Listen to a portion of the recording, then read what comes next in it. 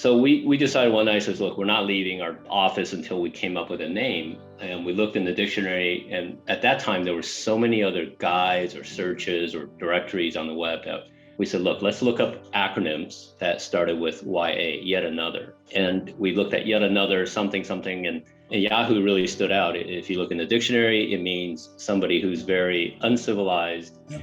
It was from Gulliver's Travel. And David said, it's perfect. He grew up in Louisiana and everybody called him a Yahoo anyway. So it kind of stuck. It was something self-deprecating. It was for fun. It never took ourselves very seriously. And never in a million years, I thought it would become a brand. Welcome to Straight Talk, a podcast about big ideas featuring candid discussions with some of the world's foremost thinkers and doers. I'm Hank Paulson, chairman of the Paulson Institute, and today I'm speaking with Jerry Yang. Jerry co-founded Yahoo in 1994 and served on the board of directors until January 2012. While at Yahoo, he led several initiatives, including two of the biggest investments in the internet sector, Yahoo Japan and Alibaba Group.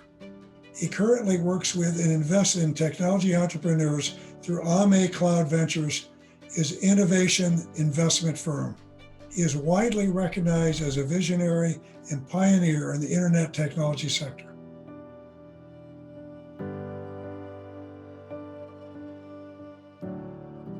Jerry, welcome to the podcast.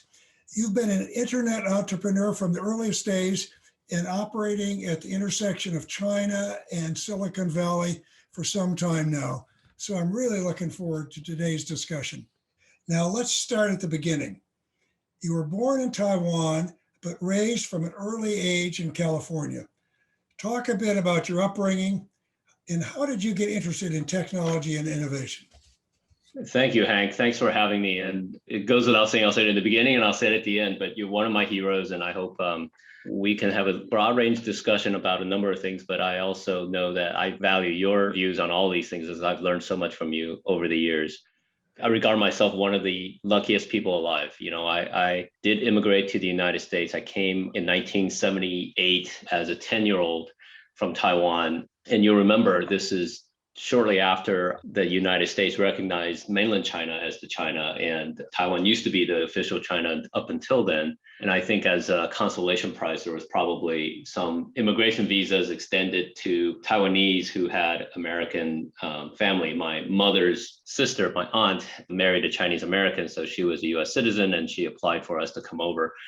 My mother, who's a single mother, and my younger brother, she really had no strategic plan, if you will. She said, look, I have two young boys. It was mandatory military service. And I think in 1978, 79, the world thought Taiwan is going to go to war. And so she just picked us up and off to California we came. And I remember landing in LAX and saw blue sky and skyscrapers. I mean, there were skyscrapers in Taipei, but it was not a lot of blue sky. It was pretty industrializing back then. And I remember there was a lot of pollution. And so, and LA is, as I've learned, wasn't, it wasn't the greatest example of clean air either, but compared to Taipei, it was gorgeous. And I just love growing up in California, and I'm obviously still a Californian. And so that's certainly the first stroke of luck that I've had to be able to be in California in the 80s, in San Jose, which is the heart of Silicon Valley. Before it was Silicon Valley, it was all orchards, And so I grew up with my mom being a middle-class teacher, teaching English to immigrants. I remember her doing her taxes, never really making more than $30,000 or $40,000 a year. But I think my brother and I were happier than clams. Yeah, and it's amazing when you look across so many industries or academia, how many difference makers in the U.S. are immigrants. And they love the United States, and the United States welcome them. Now, you became one of the most important pioneers of the internet age. You co-founded Yahoo in 94, and it very quickly became a crucial roadmap for the internet for millions of people. So talk about what it took from the time you arrived to when you helped found Yahoo.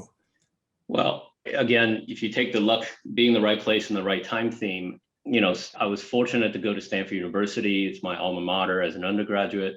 I didn't think I could afford it.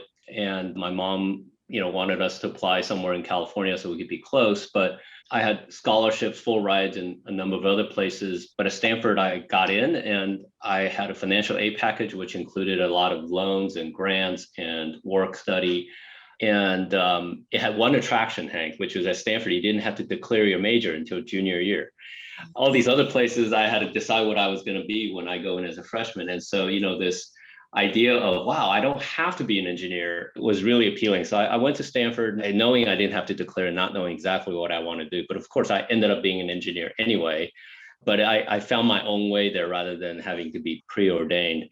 And if you remember, back in the late 80s, early 90s, the economy was going through a bit of a recession. I had my master's degree from electrical engineering at Stanford in 1990. And I think I got 2 job offers, and neither job I wanted at all. It was sales engineering, an entry-level job. My mom was very eager for me to go make some money so she doesn't have to support us anymore. But I decided to waste more time and stay in school. And that turned out to be fortuitous for me. I joined a PhD program at Stanford University. I met my co-founder, David Philo. And while we were supposed to be working on our PhD, we were playing on the internet. And, sort of the 1994 timeframe was when the internet went from being a research and the Defense Department networking protocol into the beginning of consumerism, which is this invention of the World Wide Web. It was invented in 1989 by Tim Berners-Lee. And by 1992, 93, there were starting to be browsers and servers. Netscape became a big company in 1993.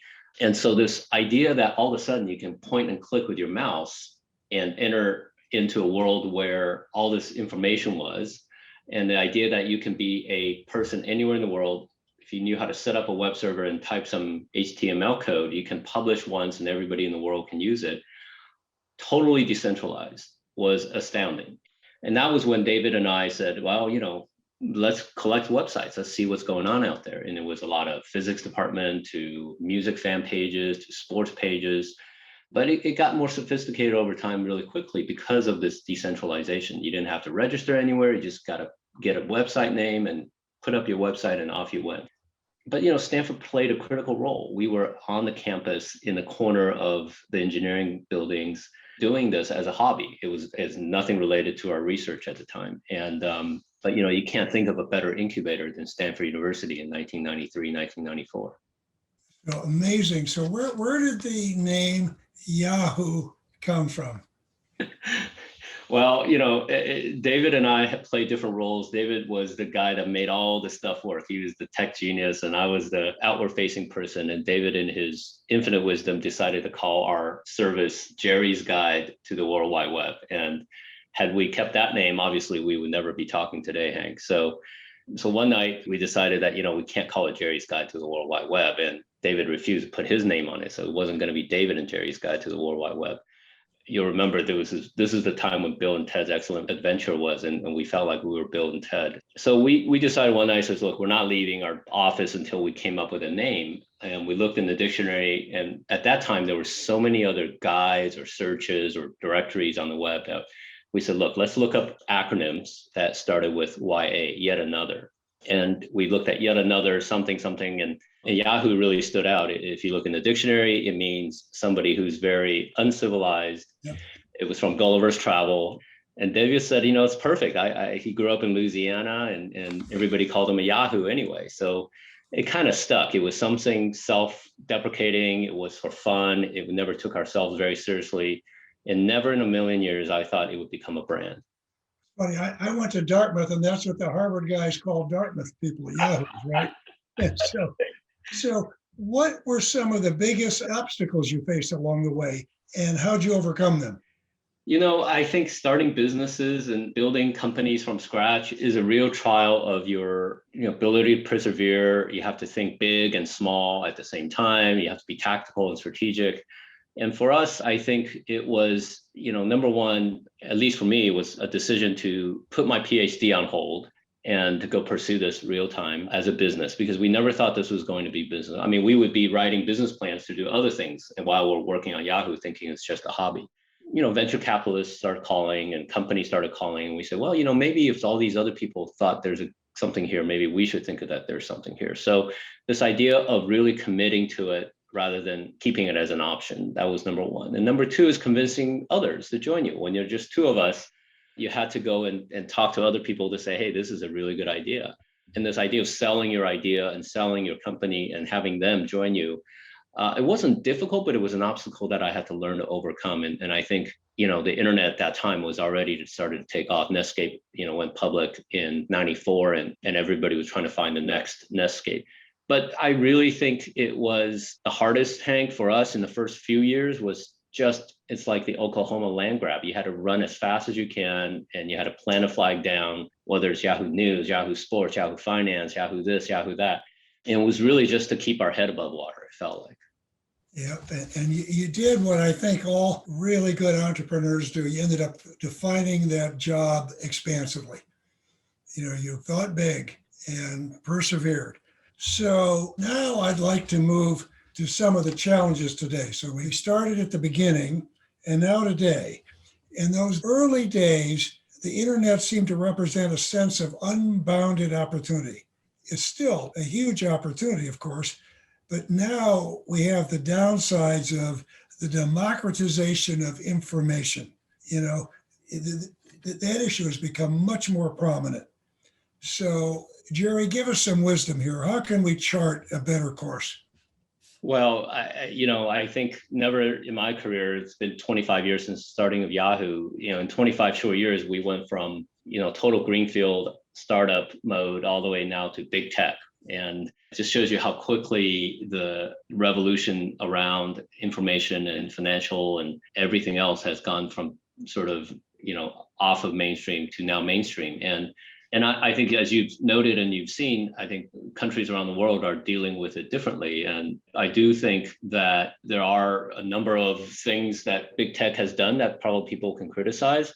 But at the same time, I do think many of these companies that I grew up with, there are no clear guardrails defined, and regulations were often trailing what the companies were doing. And so I think one thing that we all encourage now, and certainly even probably about a decade ago, is when you saw things like the Arab Spring and people using the internet to engage, and certainly in the Middle East, it was potentially used to create democratic movements, was that there probably should have been more dialogue between the government and the regulators and the companies that were starting up. Now, was it possible back then and you were in the government? It's hard to know because things were moving so fast. But now I think there is a lot clearer idea between technology companies, technology trends, whether it's cryptocurrency or dual use technology. There is plenty of government and private industry discussions. I think the big techs obviously have established their large domain. Many of these companies are as big as countries themselves. And so I think there continues to be challenges. You see the Europeans doing certain things. Obviously, the Chinese have done other things, and the US continue to try to push. But I think traditional ways of market regulation may or may not work well in this day and age. You want the country to have strong competitors in certain scale places. And then you also want to make sure there's not abuse in that marketplace. It's fascinating because if you think back over the history of capitalism and markets, that always, markets have run ahead of regulation. Right. But then ultimately, government has to impose regulation to really make the world a civilized place, right? And to harness the markets. And so you have to continually to update the regulation so that it works for society. And the issue with technology is it's moving so fast, right? It's been hard for governments to catch up. And these issues are very difficult issues, and they're going to be done differently in different countries. So it's a fascinating topic and one that's going to receive increasing attention. Let's talk a bit about what you're working on today. In 2012, you founded AME Ventures. Tell our listeners about what motivated you to start AME and what you're trying to achieve. Well, Hank, I'm one of the luckiest people and I started Yahoo. We can talk a little bit later about Japan and China, but I was on the passenger seat to see the rise of the internet in China. And then in 2012, I left Yahoo. I felt I missed out on so many entrepreneurial things that were happening at the time. There was this emergence of big data. There was this emergence of cloud. There was this emergence of mobility, a powerful computer in your hand. And I felt like all these exciting things were happening in the technology world. And I was at Yahoo doing none of it. I was, too busy trying to figure out complicated financial transactions like cash rich split offs and things like that. So I had a friend who said to me, Jerry, you ought to just take some of your money, the money that you can lose tomorrow and you won't matter, and just go back to investing, two founders in a garage. And, I thought about it. I laughed it off. I never thought I would do Yahoo, but the more I thought about it, the idea just kept coming back to you. And Hank, you know how it is. It's just like when something is so obviously right to do, it just keeps coming back to you. And so I finally pulled a, trigger and left. And I remember the day I left Yahoo, and I thought I would miss Yahoo, and I don't miss it at all. I felt like I was at peace with that departure and embarking on a journey on investing in entrepreneurs through AME Cloud Ventures. AME means rain in Japanese, and it's also the initials of my wife and two kids. But this idea of cloud and rain, really is the genesis of creating my business. And the idea is that there's going to be so much data-driven businesses that get created. The value creation around data is going to be huge. And for once in my business career, I just let the data take me where the investment opportunities went. I didn't have a macro thesis other than data. I didn't say we have to go into enterprise or consumer. And so this journey has been fabulous. We invested in companies like Zoom. We were one of the first investors, but we've wandered into AI, robotics, space tech, food tech. And I would say probably the one that surprised me the most, Hank, is being able to invest in this intersection between biology and digital. So this whole life science and automation and or the genomics and biomics revolution, things I would have never thought 10 years ago I would be in. And what's great about it is I continually meet great entrepreneurs. They still find what I say relevant, thank goodness, but I learn so much from them and derive so much energy from them. Most of them are now younger than me, and it's wonderful. And I can't imagine doing something else. I had thought I'd go start another company. I thought but this is a great way for me to stay current. And quite frankly, think about some of the bigger issues that we lie ahead. I mean, we talked about big tech and lessons learned there. If you think about digital biology, you think about artificial intelligence, you think about sustainability as an investment area. We need not only have the marketplace and the regulators more in sync, we need to have philosophers and ethicists and social scientists and all these people who need to make sure we don't get AI wrong or we don't get biology wrong. So how do we build companies of the next decade or this century that are going to not just be great capital companies, but also great human companies? I tell you, what a great time to be an investor, particularly if you're Jerry Yang, right?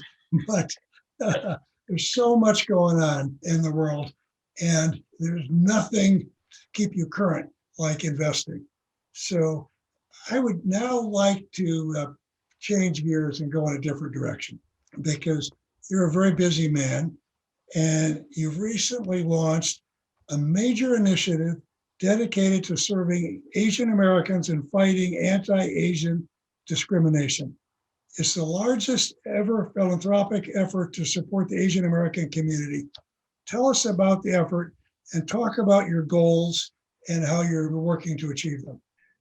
Well, Hank, a group of our friends in the Jewish community from the Anti-Defamation League, actually, the ADL, came to a group of us in May of 2020, so over a year ago as of this taping, and came to us and said, we have some alarming things that we are watching through their work on anti-Semitism, and so we want to share it with you. And we all got on a Zoom call, and they said that what we're noticing at ADL is that hate speech against Asian Americans are starting to become normalized. And I said, what does that mean? They said, well, it's now more or less accepted to be hating on Asian Americans. And they said that the pattern, according to sort of timeline, is that the hate speech becoming normalized will turn into hate incidents, and the hate incidents will start out to be verbal and harassment, then it will get gradually more serious. And I think it's largely played out, sadly, exactly as our friends at ADL had told us. And also the same month last year, May being the Asian American Pacific Islander Heritage Month here in the United States, they also aired a PBS documentary last year in May of 2020. I was asked to be part of it. I was in the last hour of a 5-hour documentary that PBS produced on Asian Americans. And when they asked me to film into it, 3 years ago now, I didn't think much of it. I was like, oh, it's another Asian American success story thing. But I was during the pandemic, and we got our family together and watched it with our kids. And it was 5 hours of Asian American history in the United States. It started with the Chinese Exclusion Act in 1850. It went through South Asians, meaning Indians in Louisiana in the late turn of the century, to Japanese internment, to the Vietnam War, to the LA riots with the Korean business owners, to Vincent Chen. And there was a conclusion that said, whenever there's a geopolitical conflict with Asia, the Asians that are in America, citizens or immigrants, get treated like foreigners. They are always viewed as visitors rather than people who belong here. And, the Asian American population in the United States is a growing one. We're about 23 million and growing, and it's still more than half are first generation immigrants like myself. But the number of, native born and second generation, third generation Asian Americans are on the rise, and will probably flip in the next 5 to 10 years, depending how much immigration happens. And as I look at my kids and my friends' grandkids and so forth, they don't have anywhere else to go. It's not like they're going to go back to where I came from or my mom came from. So there's decidedly a different view about Asian Americans in America. The pandemic obviously is a driving force, but this has happened throughout history. And I think for us, founding the Asian American Foundation, TAF, if you will, is a way of trying to fundamentally make people aware of these issues. It's not just hate, it's belonging and prosperity. It's educating America about the role of Asian Americans in our culture and society. It's about tracking down hate incidents and making sure that we're doing something about it. But also, ultimately doing more awareness and driving more research around Asian Americans. One of the glaring things that we found out was if you look at foundations and corporations who give money to societies, different nonprofit organizations, the Asian American organizations, which there are dozens of them that have done great work for decades, but the Asian American organizations get less than 0.5%. That's 0.5% of funding from corporations, funding from foundations. And so we started this giving challenge, which we said to companies, we said to foundations, is hey, just give money to AAPI causes. It could be your internal DEI initiatives, it could be give some organizations, or you can give money to TAF. And we've raised over 1.1 billion in commitments over the next 5 years. And it's something that surprised us in the sense of how big the number can be, but it also just there's so much resonance in people understanding and standing with us in solidarity and in a way to say, hey, look, you know what, your problem is our problem. And in some ways recognition of how important Asian Americans are in America. Jerry, I really congratulate you for that. That is something that's sorely needed. And I tell you, Asian Americans are making a huge contribution to this country. So again, keep up the good work there. Thank you. I now want to switch to another topic. You and I spend a fair amount of time talking about US-China relations, and we both despair because this is a relationship that has become very fraught, very difficult. Of course, technology is, and the technology competition is sort of ground zero right now for the fact that this relationship is troubled. So give our listeners your assessment of the relationship. How you think we got here and the trajectory we're on? I think the trajectory is one of hopefully strategic competition. And I say that hopefully is because I think it could be even worse than that if we don't manage it right. And I think you were there on the ground floor with a lot of the strategic and economic dialogues or even before that. But the honest reality is that as China has risen in economic power, the ideological differences between more or less an authoritarian regime versus the democracy that we have in the United States, that ideological difference is coming into conflict.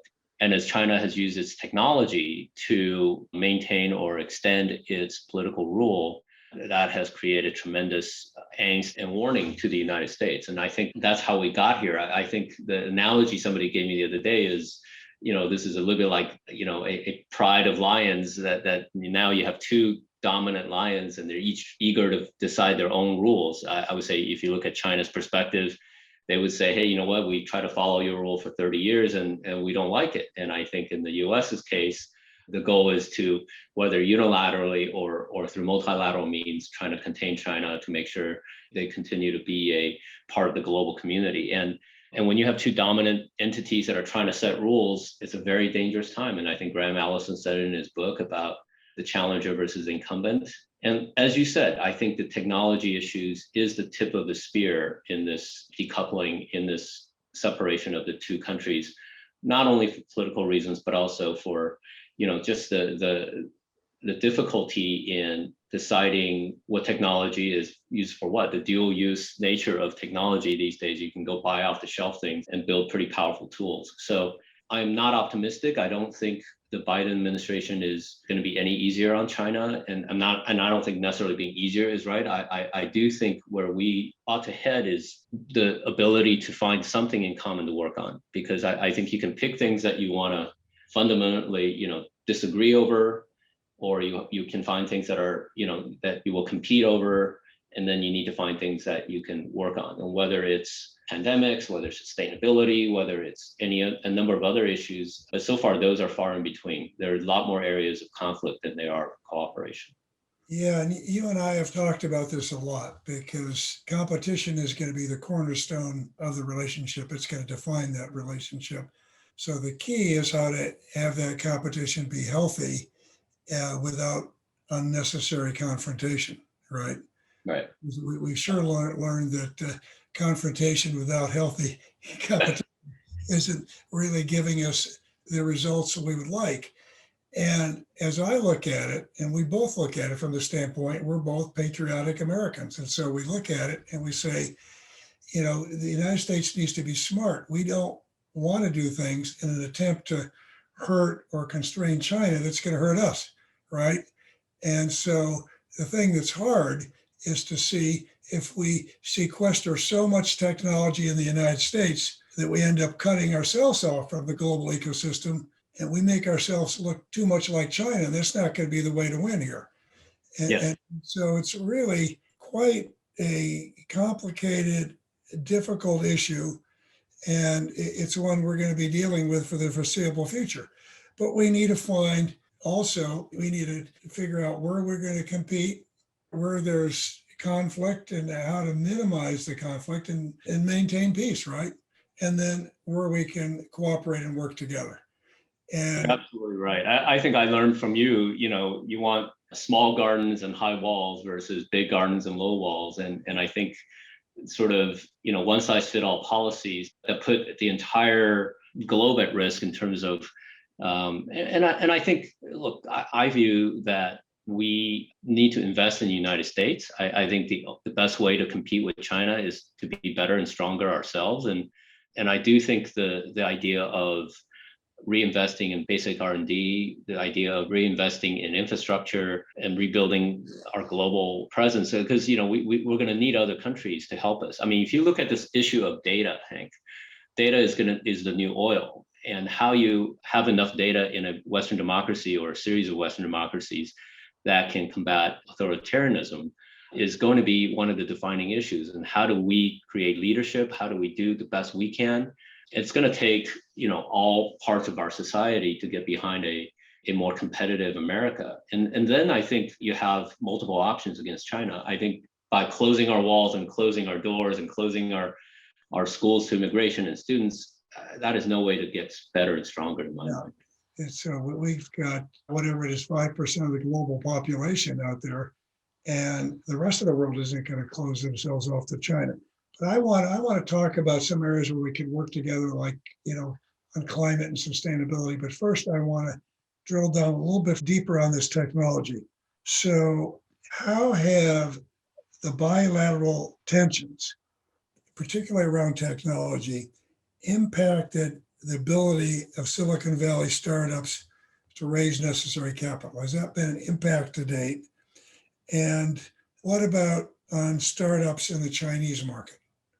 Well, I think you're seeing this idea of due circulation happening in tech and certainly VC and startup businesses where, the capital from China pretty much is non-existent right now in the United States in terms of venture. it's not existent because we have more or less cut it off, right? Correct. Well, it is, the whole foreign influence accusations of Chinese capital influencing IP and so whether it's direct or by just sort of practical, I mean, as you know, capital flows It's is the least welcome. resistant. Yeah, people don't want to put money where it's going to be harder. They want to put money where it's easier. So I think that definitely has subsided. I don't know if it's changed the funding environment. I mean, we've had so much money and liquidity in the economy that venture capital is still doing just fine. But I do think that part of it is gone. There are still Chinese entrepreneurs and Chinese engineers in the United States, but there are certainly many more that have gone to places like Canada, where there are more better immigration policy towards them. We've seen them in Switzerland. A lot of our data scientist companies are hiring in Switzerland and in Israel. And so, like you said, the rest of the world isn't shutting their door to China. And China's one of the biggest of the people of China is their talent base, right? And I've always tried to make a distinction between the regime of the Chinese government versus the people, and I think that's going to be one of the continual challenges, is to define how we can work with people that may or may not be part of the regime. And I think certainly in the U.S. today, they're kind of viewed as one and the same. Now let's talk about investment the other way. Yahoo was one of the first major US tech companies to invest in Alibaba. Would that even be possible today, given the potential decoupling of US China in the technology ecosystem?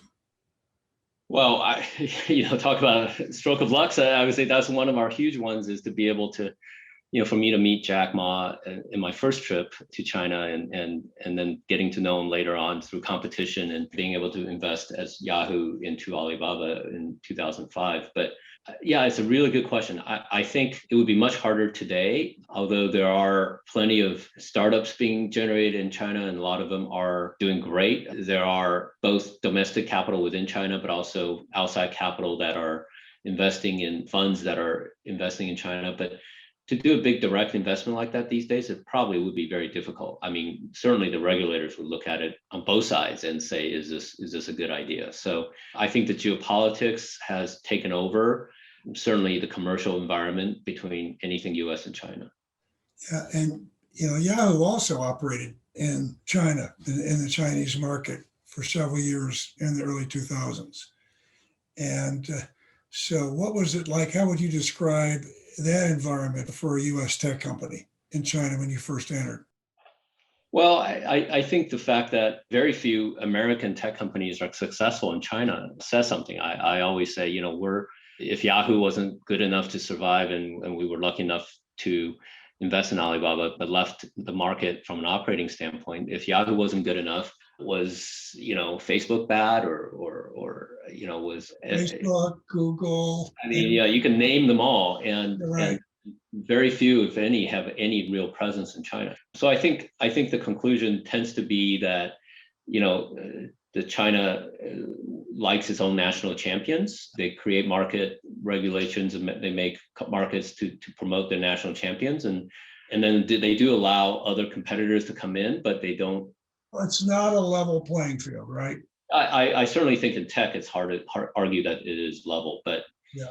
but I would say in the early part of the 2000s to 2010, it wasn't clear. I would say even internally in China they were debating that issue, but certainly after 2011, partly after the financial crisis, Hank, they decided that their market regulations aren't going to favor largely domestic companies.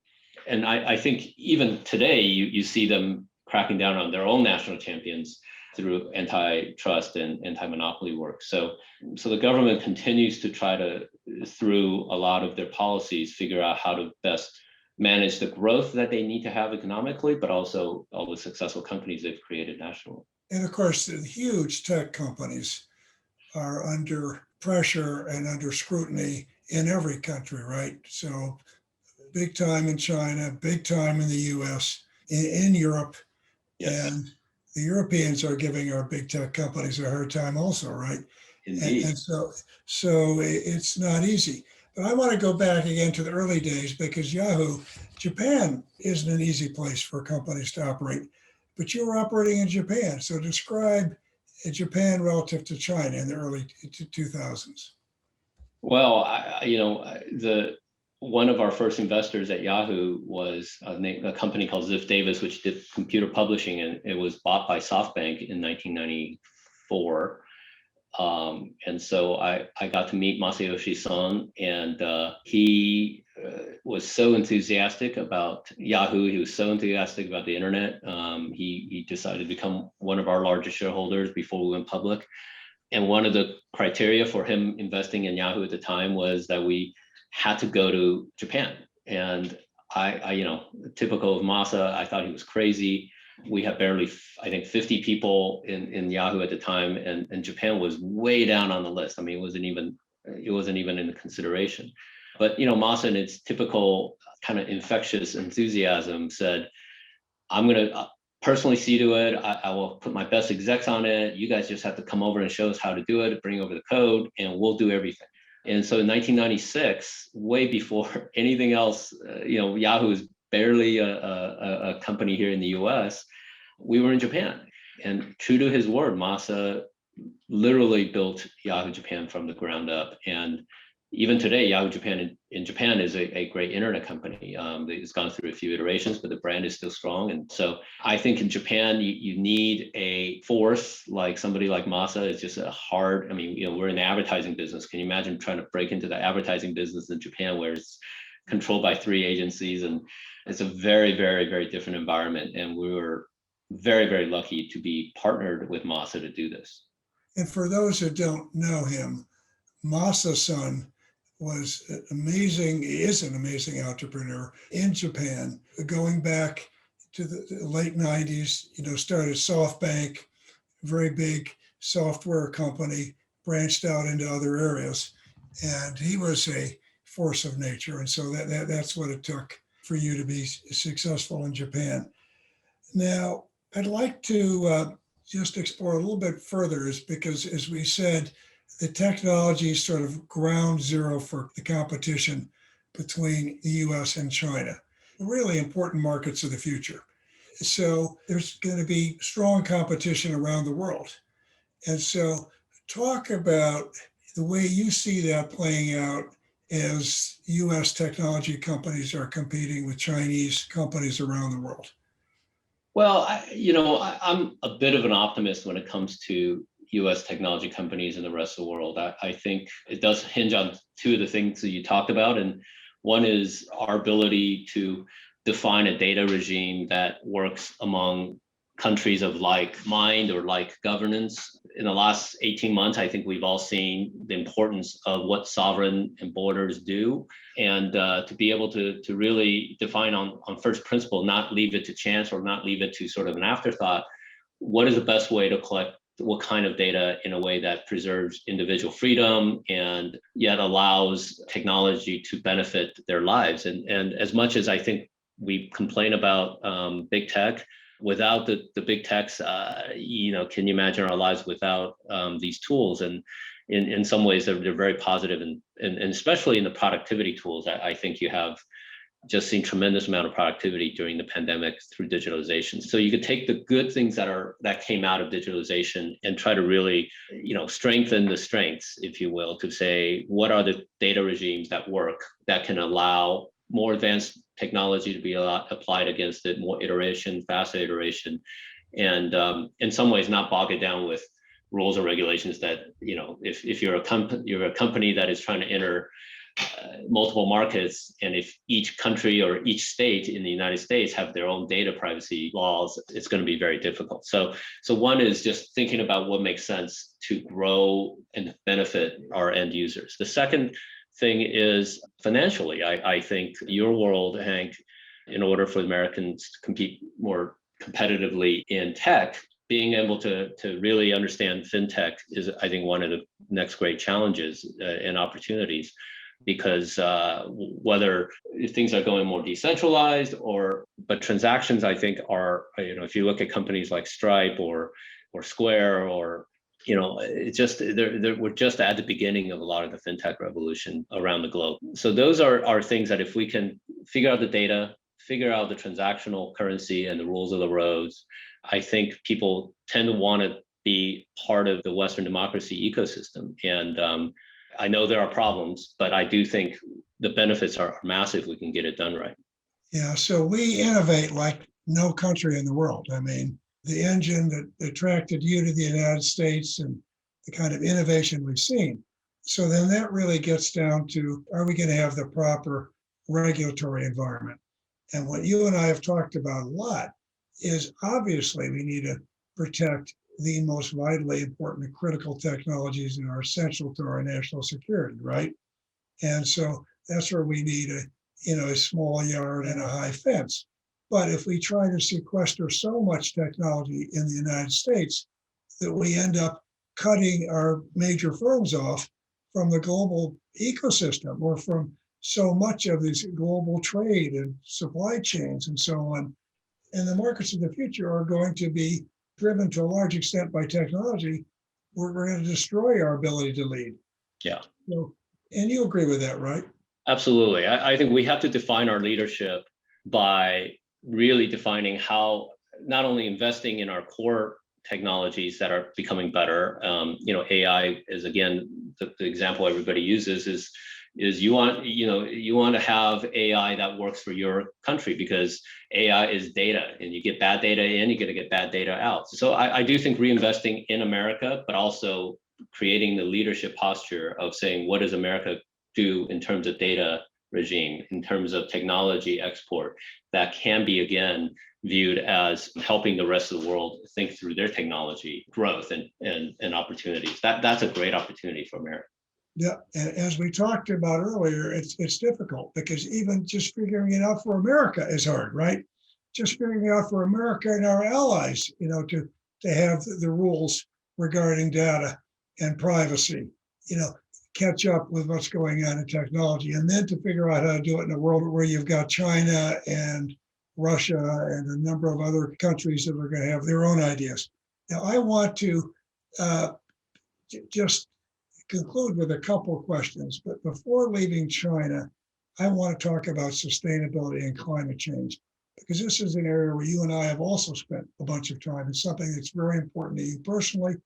And of course, we know that, when we're looking at the world, that there's no way we are going to mitigate or begin to meet this climate challenge unless China's part of the solution, right?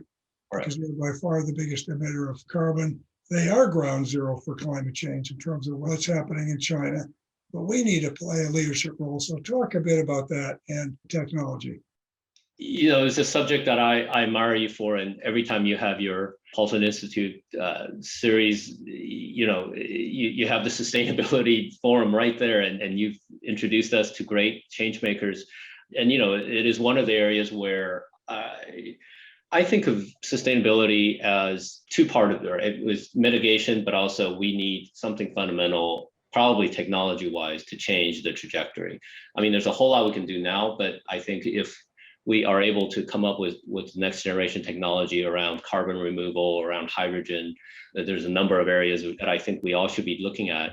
It is possible. Now, I think everybody knows it's an urgent thing. But the recent dynamic, Hank, that I thought was interesting is two things. One is obviously, getting China to be a partner, albeit even if it's competitive, as if they want to compete to deneutralize our carbon in our system, that'd be great. But the second thing I think is, we have to look at environmental equity. And I think this idea of developing countries and developed countries, we have to be able to supply enough technology, we have to supply enough policy, we have to supply enough, all the things that are needed to bring people who don't have the kind of developed economies also to be sustainable. And that's obviously number one. And number two, I think people have thought about sustainability, and I love your take on this, as something that is, is good for the environment, it's good to save the world, it's more of a altruistic, philanthropic thing.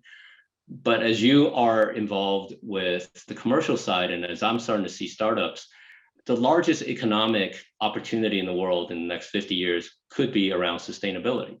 So if we turn this not into just a philanthropic activity, but also a commercial and a market-based activity for economic output, I think we have a chance, because when as you know, when marketplaces work right and market-driven capitalism works right, and the carbon neutrality and decarbonizing our economy is part of it, I think we now have the third engine to the train. And I sure hope, and I know you're involved in some investing in this area now. It just seems like we need to put the capital to work, believing that we're going to have a sustainable output. And that's what's maybe in the last 12 months I've come to that realization.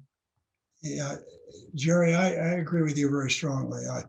So this is, to me, climate change, sustainability, preserving our biodiversity is sort of the biggest challenge I think we face in the world today.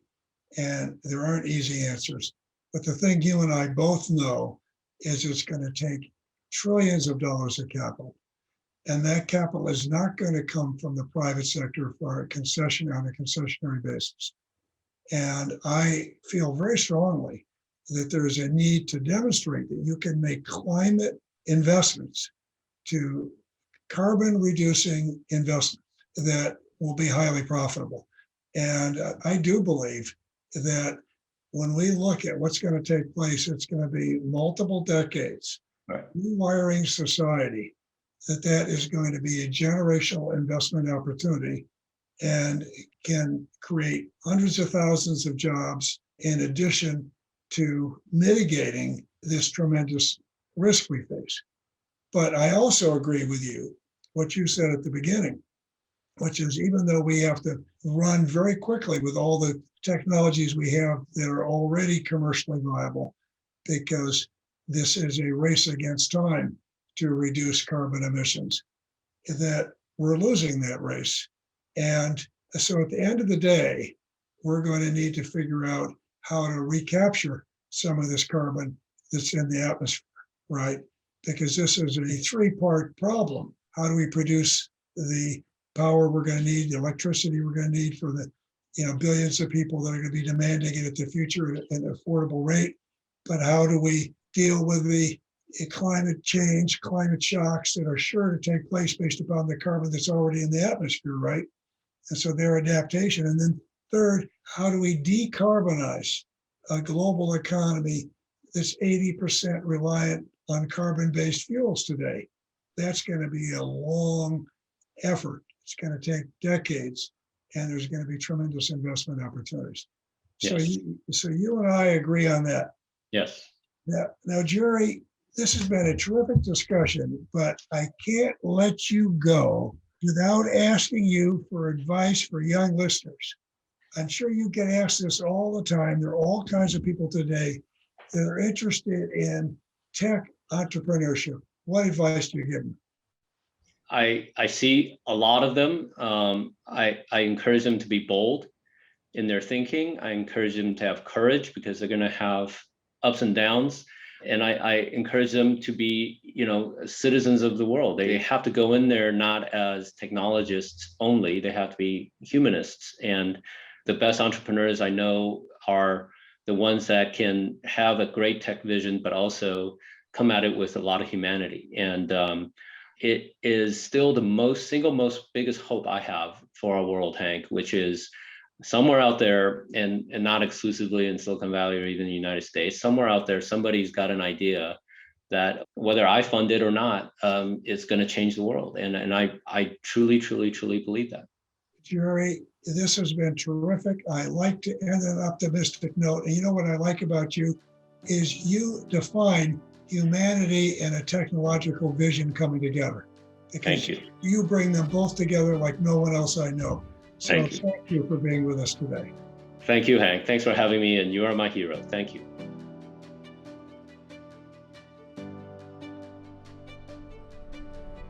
You have listened to Straight Talk with Hank Paulson, a podcast of the Paulson Institute.